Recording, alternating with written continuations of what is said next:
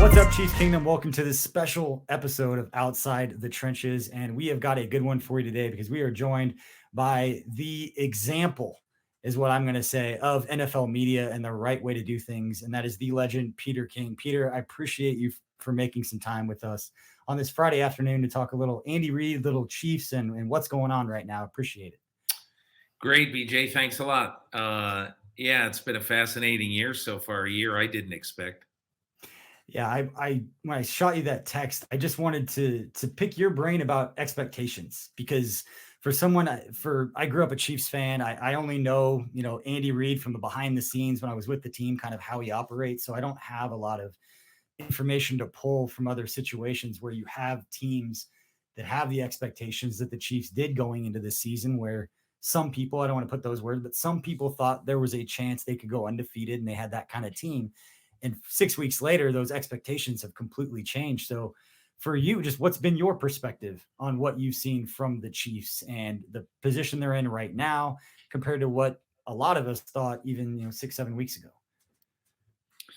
I think the thing that the thing that I would say, if the right word would be, bothers me about this season for this team is that so much of it, to me, kind of comes out of left field.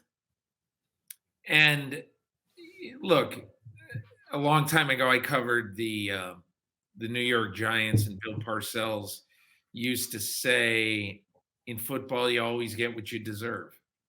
And so, I think about that when I think about the Chiefs. And no one is granted greatness forever. Just because you've got Patrick Mahomes and you've got Andy Reid, it doesn't mean that you're going to be great forever. And so I think as I look at right now, as I look at this team, there's probably three things that really stick out to me. One is that, if you think about the one trait that the Chiefs have had over the last couple of years, that is they really take good care of the football. Yeah. And and I know that Andy, from what I've heard, and I've not talked to him about it, from what I've heard, he's been really harping on, hey, the difference here is the turnovers. And to a large degree, the difference here is the turnovers. It's a big, big factor. Patrick Mahomes has thrown 6 interceptions. He threw 11 total in 2019 and 2020 combined.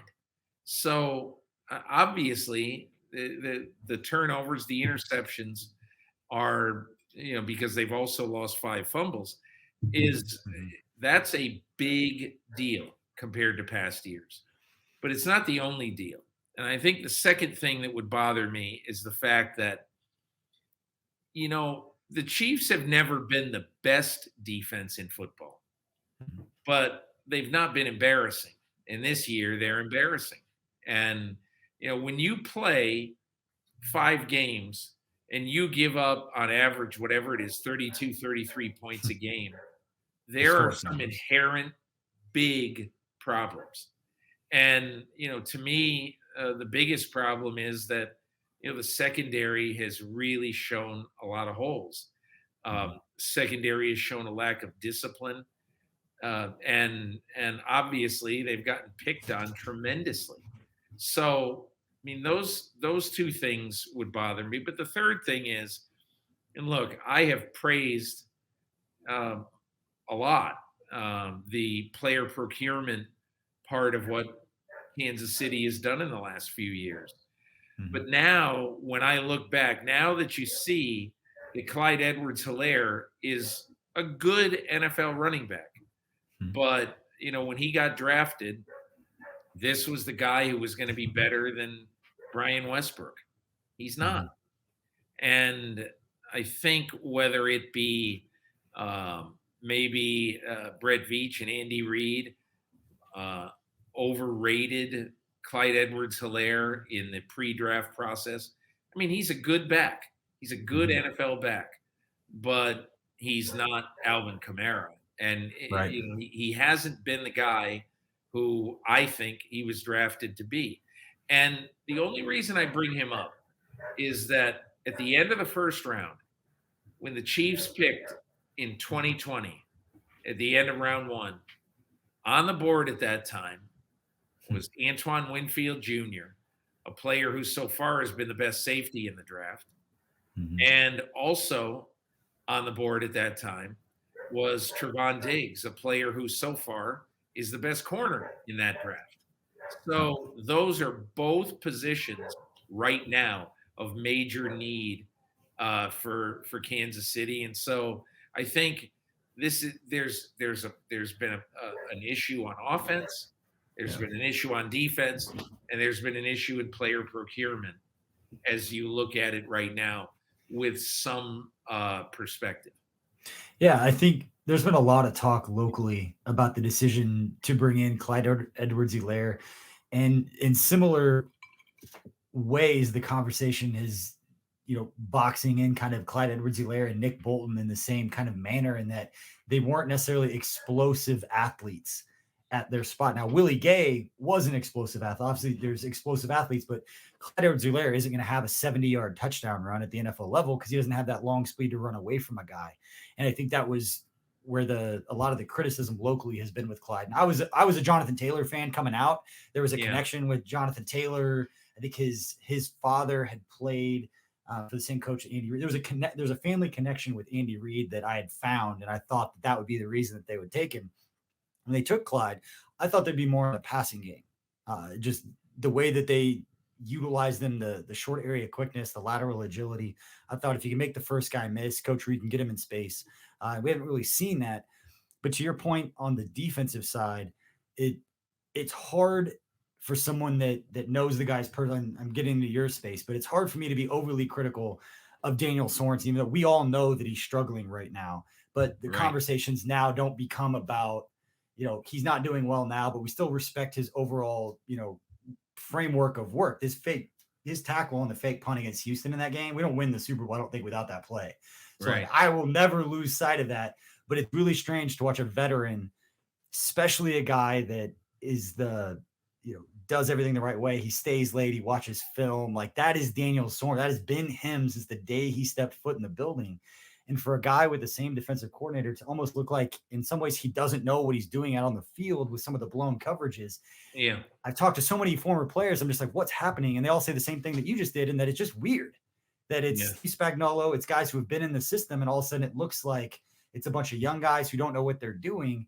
2-3 years into the same system. It's just the whole thing on the defensive side of the ball is just strange. I don't know if it's margin of error just kind of slapping us in the face, or if there is something deeper to expectations, kind of buying into your own hype, a lot of those things that you just kind of go to when things like this happen.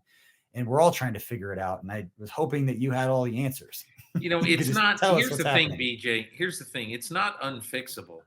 It's No. not. It's not. It's not.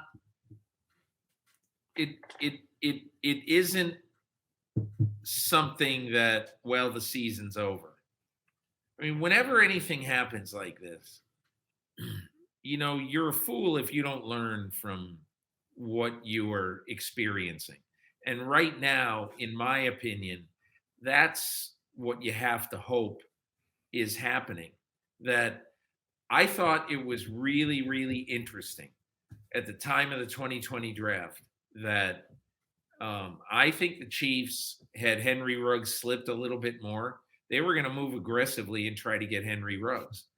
And it's a cute story and it's a fun story. And I don't necessarily think it would be a horrible decision, but at some point you say, okay, yes, I want Henry Ruggs. Yes, I want all these guys. Well, I want Jerry Rice and Joe Montana and Kellen Winslow. Of course I want all these people. Yep. But you've got to also play defense. And it's possible that the Chiefs bought into the fact that we think that we will be able to take a bunch of disparate parts on defense And Steve Spagnuolo, who's done this his whole career, is going to be able to mold them Mhm. into a unit that is really going to that's really going to become the kind of unit that it was. Let's just say, for example, that the Giants had at the end of the 2007 season when they beat the Patriots and stopped the Patriots from finishing the season undefeated. And so you can always look at things like that and say that, we're going to be able to get players like in that, and this is going to be showing my age 'cause it's 14 years ago. We're going to get like Kawika Mitchell and, and those kind of players who are just kind of middle of the road NFL players. And we're going to be able to make them get them to play a role, and when they do that and everybody works in concert, we're going to beat Tom Brady. And so I'm always careful in week 6 or week 7 of the season to say that, well, this is what you are. Your season's over.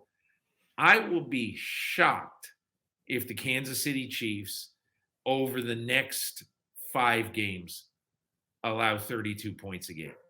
I will just be shocked because the coaches have been there before.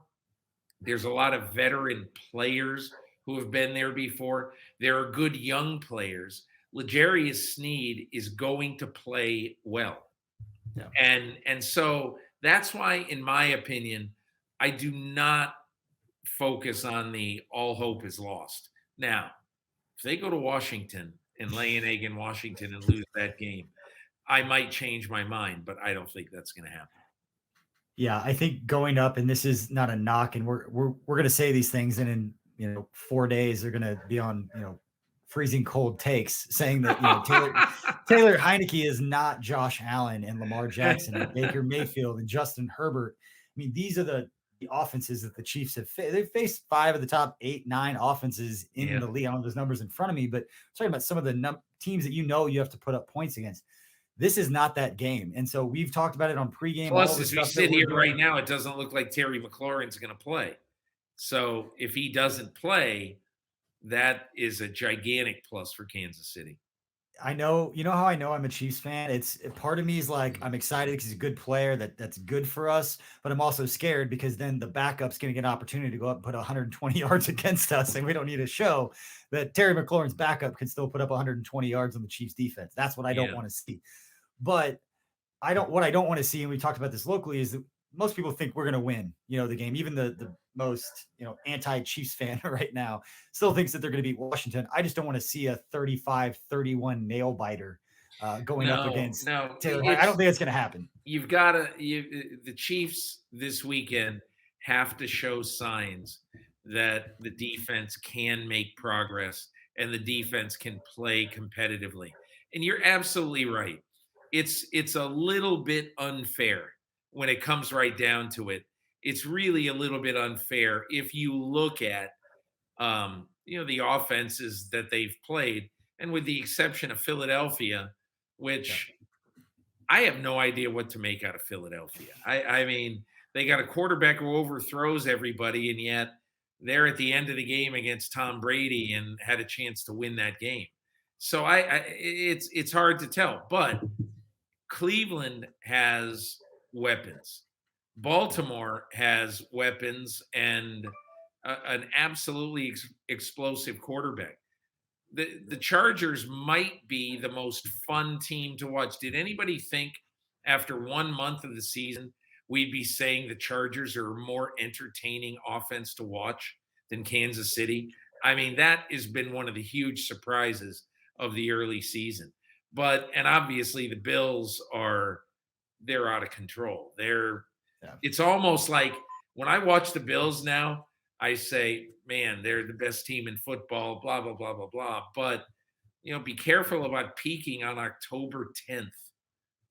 That's Yeah. you gotta be a little bit careful when when your team looks so incredible at this point to see whether they can keep that up the whole year.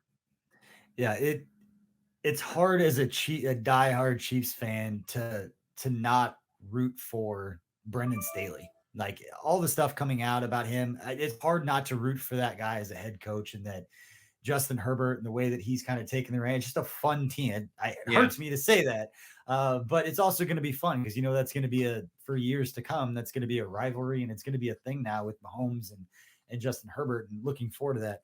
I do want to ask you about Mahomes and just what you've seen, because the other part of this conversation locally is, at what point do you stop criticizing the offense or holding them to this don't turn the ball over standard? Because they're also, they're human, and they're standing on the sideline thinking, do we have to put Yeah. up 35 points to go out and win a game, when all we're trying to do is ask the offense, just get 3 stops in the game. Like, just get 3 stops and we feel like we have a good chance.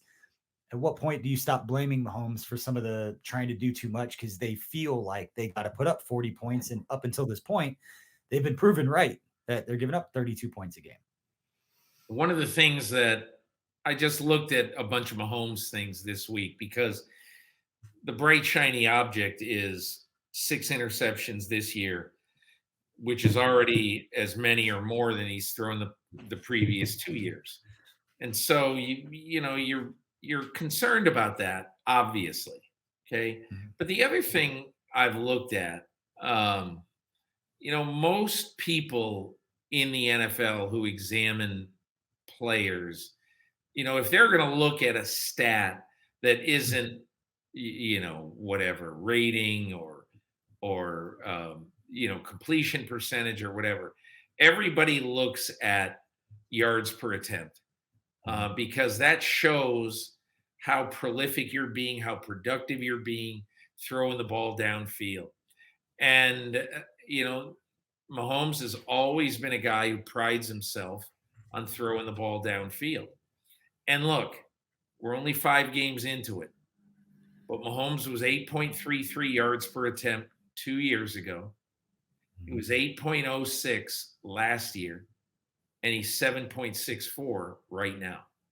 And if individually, those numbers, they really shouldn't mean a tremendous amount, okay? But because he's still very accurate. Mhm. But I do think if I were to criticize him for something, like I had him as one of my goats of the week in the game against the Chargers, because he should know better than to force that throw that was an interception late in the game, Mhm. against the Chargers. That was a huge play in that game. And so I do think that when a guy like Mahomes has been intercepted 5 times in the last 3 games, there has been an element of forcing the ball. And is that because that he knows that he's got to put up 35 points a game to have a chance? You'd have to ask him. He'd never admit it. Okay. Right. He Yeah. might admit it. He might talk to Andy Reid or the guys on the offensive staff and admit it. He might admit it to Eric Bieniemy. I don't know, Right. but he's not going to admit it publicly. He's not even going to hint at it publicly. Yep. But it's something that you have to think is possible based on what we've seen in him in recent weeks. We've joked, and I've joked with Bobby Stroop, his longtime, trainer going back to high school, of just how many times do you think people in Patrick Mahomes' life have told him after a football game, like, why did he try to make that throw? Like, there's also that aspect of what we're Yeah, seeing from him. He's done during his career. It just didn't lead to the negative play. And so it's always been like the left-handed throw against Denver, like all these crazy plays. A couple more of those turn into turnovers early in his career. Maybe we're not talking about him in the same way, or those plays the yeah, same way. And now you're just getting the other side of it. And I agree with you. I'm not saying I condone it.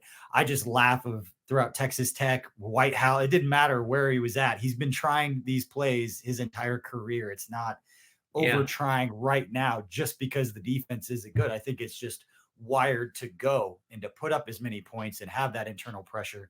But to your point, none of the guys are ever going to say that. They're never going to say anything about right. having to put up points because this reason or that reason. They're too aware of what Yeah, those comments would do, and then they're going to help anything.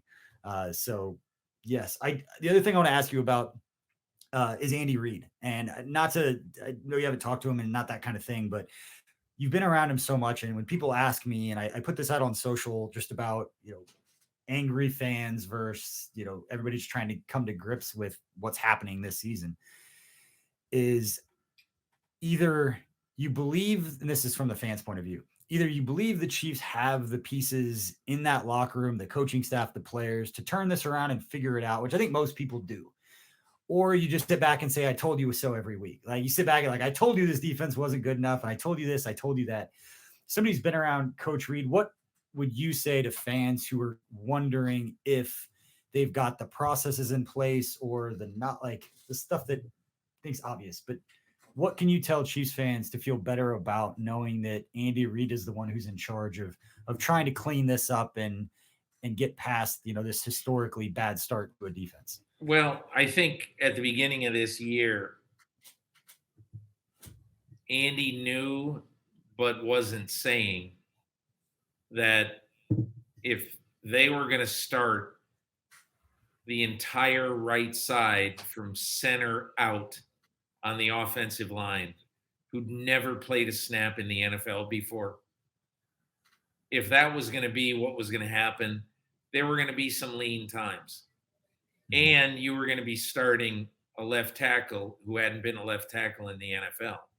So I remember the 2 days I was at camp in early August. I just was so impressed with the strength of Trey Smith. And honestly, I just figured that they were gonna have it figured out on the offensive line, and it would be smoother than it has been.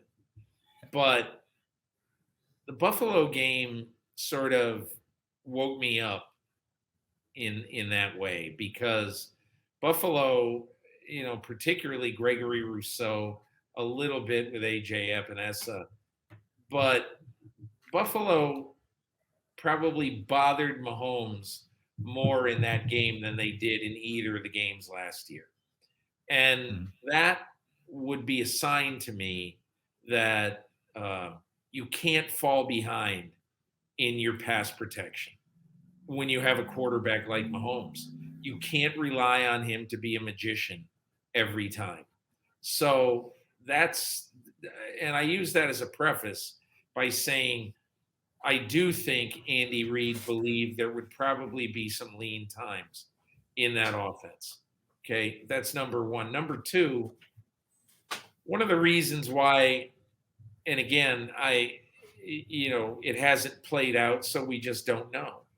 But one of the reasons why I feel like Reid will have an answer to the issues is because he just always has. Yeah. Now, he has it when he was in Philadelphia. He didn't have an answer to driving deep into the playoffs every time, obviously, because they didn't go deep in the playoffs every year. But I always think this, BJ, that if you're a fan of a team, you know what you want? You want to be absolutely sure that every year in the middle of the summer, when you start seeing stories in the paper or online, or you start hearing on talk shows, hey, Chiefs are reporting to training camp next week. I said this to somebody late in Reid's career when it was clear he wasn't going to survive and they were going to make a change. I said, how many weeks in a row, probably until this last season, or how many years in a row until this last season, did a Philadelphia Eagles fan enter training camp thinking, we've got a chance that if we play well this year, we got a chance to go deep in the playoffs? I mean, an Eagles fan could say that every year. And if you're in Philadelphia, for the most part, you haven't been able to say that about the 76ers. You haven't been able to say that about the Phillies. And so, and I just use that as sort of a comparative example to be able to say, essentially, if you think about this, and this is a weird kind of juxtaposition, but if you think about this, Andy Reid figured it out in Philadelphia every year with a lesser quarterback and a significantly lesser quarterback than Patrick Mahomes. I just have a pretty strong feeling that this is a lot more. This month is a blip on the radar rather than an omen for the future. Yeah, I'm glad that you said that. I mean, it's nice to get an outsider's perspective, and not that you're a complete outsider, obviously you insider NFL guy, but somebody that isn't a fan of the team the way that I am, the way that all of us are watching this team out there. And it's really easy for me just to step back and be like, trust, we got coach. Like, he's not going to be prepared. Like, the team is going to be prepared. They're going to be focused with Tyrann Mathieu, Mahomes, those guys in that locker room. Like, they've got the pieces they need to figure it out. And to your point, 2015, 6 years ago, they start 1-5, lose Jamal Charles. So Sharkhandrick West and Spencer Ware and these guys that nobody knew at that time stepped up, and they rattled off 10 straight wins and ended up winning their first playoff game in the 20 years in franchise history. And they didn't have Patrick Mahomes. So I think most fans know this is just kind of those growing pains, and maybe they're not going to have that top 15 defense even, but these guys can make enough plays to hold teams under 30 points. And as long as the offense doesn't turn it over, to your point, they're going to be fine, because this offense has not been efficient. They have not played well, and they still are a top 3 scoring offense. That's just where the Chiefs are at right now. And 2011, 2012 wasn't that long ago that we were just clamoring for relevance to go to camp. Like, we just want to know that we have a chance. We're at camp being like, I wonder what kind of season Jamal's going to have. And that's what we're going to watch this year, because overall, you didn't have a chance to go win consistently. You weren't going to the playoffs or anything. That's what I think. I think one of the hardest things to do as a football fan, really one of the hardest things to do. And look, I'm going to compare this to the only team that I really root for in sports, and that's the Boston Red Sox. And when I was a kid, my father was a big Ted Williams fan, and so when I grew up, the mood in our house was dictated by how the Red Sox were doing. It just was. And I know, and look, baseball has really declined in the last few years, the last probably couple of decades, but still, I'm 64 years old. It's still the thing that, I get tremendous amount of pleasure when they do the unexpected, like this year, and make the ALCS. I had no, expectation of this whatsoever.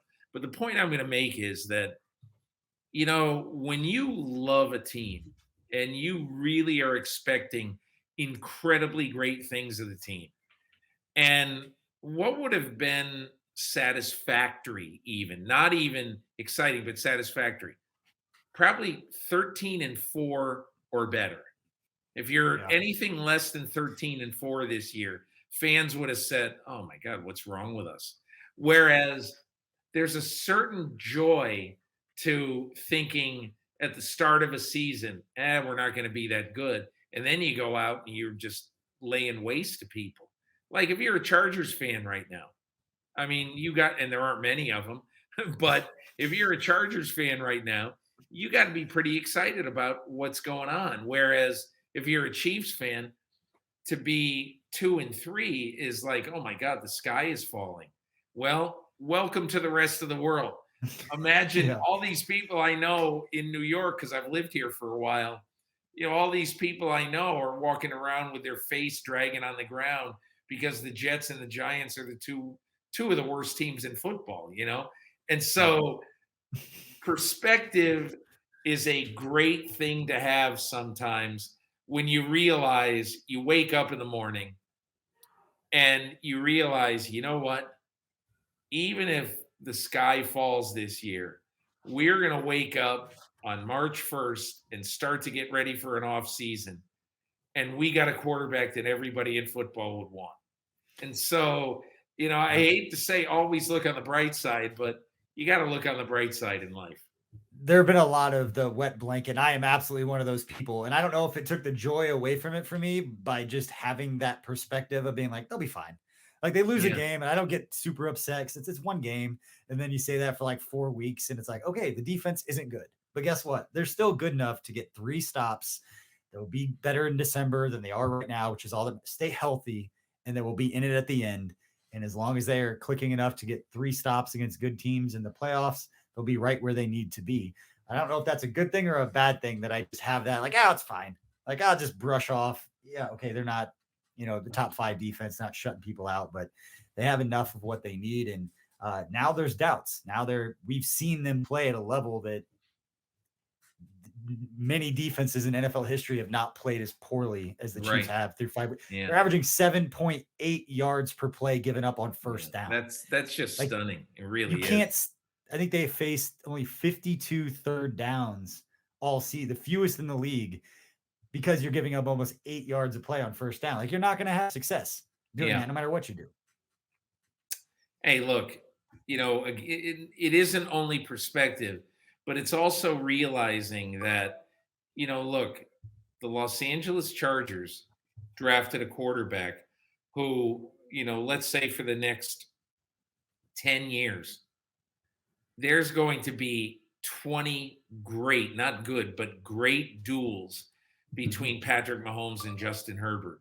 And you know what? I don't know who is going to be quarterbacking Denver opening day next year, but I don't think it's going to be Teddy Bridgewater, and I don't think it's going to be Drew Lock. Might be. Who knows? We'll see. But they're going to devote a lot of energy to try to get either a veteran quarterback, or you take another shot at a highly drafted rookie. And then Derek Carr, who is not a top 5 quarterback, but he's a top 12, 13 quarterback. And in the chaos that right now is the Las Vegas Raiders, they'll come out of that and they're going to be good for a while. My only point is that teams don't stay the same forever. This is not the AFC East. Okay. Mhm.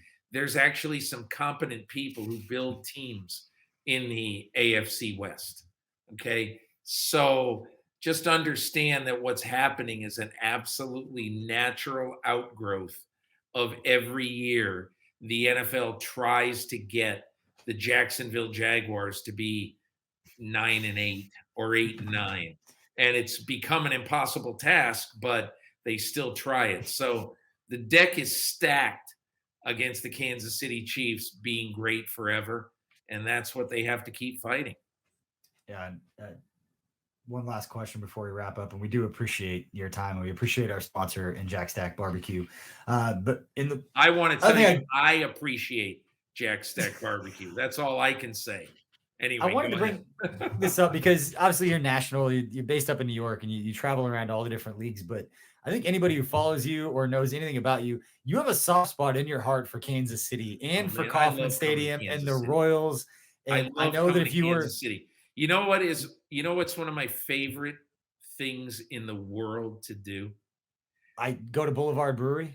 Well, yes, but anyway, here's one of my favorite things in the world to do is to get on my training camp schedule and figure out a way that I could bleed my trip to be just about 10 hours longer. So I go to a Royals game Yep. and I sit there keeping score at the game and having 3 Boulevard Wheats. I mean, is there a better day in America than doing that? I don't know of one. Mm-mm. It's friggin' fantastic. So yes, I do like it when the Chiefs are good because then I get to go to Kansas City and hang around the plaza a little bit and just have a good time.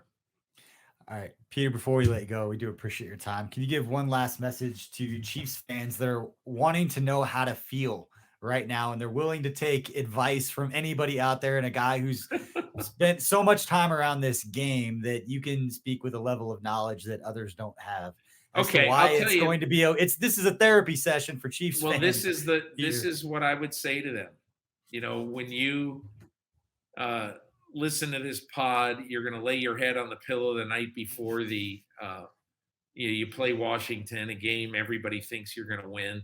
But regardless of that, you're going to lay your head on the pillow and just understand that there are I don't know, pick a number, 28. I'd say it was 28, at least 28 fan bases in the National Football League who would trade places with you right now. I don't care if you're 2-3. I don't care if Washington puts up 40 on Sunday. What I am saying is that what happens in the last 3 years does not vanish because you've had a horse crap month. And so I would just say, just relax, do an Aaron Rodgers, RELAX. Things are going to get better. Peter King, thank you so much for your time and for joining us here on this podcast. Do you have any do you have any cool projects coming up? You're always working on something. Anything you want to plug that you've got coming up that people should look out for? Oh, not really. Not that you need this platform to do it. You But. know, I'm no, I'm. I mean, it used to be that I would have a bunch of things that I'm working on, but now um, I'm not saying that I'm on the 17th green or anything, but I don't. I right now seriously try to take 2.5 days off every week, in which I watch the Great British Baking Show or some baseball playoff game on TV. And if the phone rings, I don't answer it. So now I probably had a lot more interesting projects in the old days. But anyway, thanks for asking. I was gonna say I want to talk about the Great British Baking Show next time you come on. We'll just do a whole podcast on that. I love that show. I love that show. Peter King, thank you so much for joining us, Chiefs fans. We will be back with you after the game. Don't forget, post-game show live from the Bullpen Bar and Grill in Overland Park. Myself, Tucker Franklin, Kent Swanson will be out there. We will see you after the game, hopefully breaking down a decisive couple possession Chiefs win to get back to 500 and get back on the winning track and get the conversation back in a place that we all want it to be. Peter King, thank you so much. All right, BJ, have a great weekend.